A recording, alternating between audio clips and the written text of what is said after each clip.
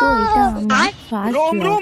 তো সেদিন ছিল দিদির বাড়ি বাইরে ভাত, তো সেদিন আমরা বেরিয়ে পড়ছিলাম, মা আমি মাসি বেরিয়ে পড়ছিলাম দিদির বাড়ি যাওয়ার পরে। সেখানে গিয়ে বোনপোর সঙ্গে দেখা হয়ে গেল।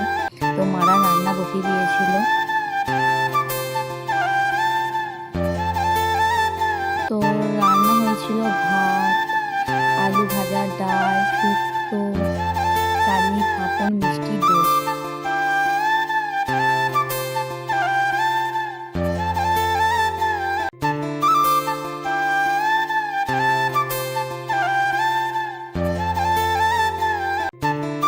তো প্রথমেই মাসি ভাত দিয়ে দিয়েছিল, তারপরে আলু ভাজা, শাক ভাজা দিয়ে।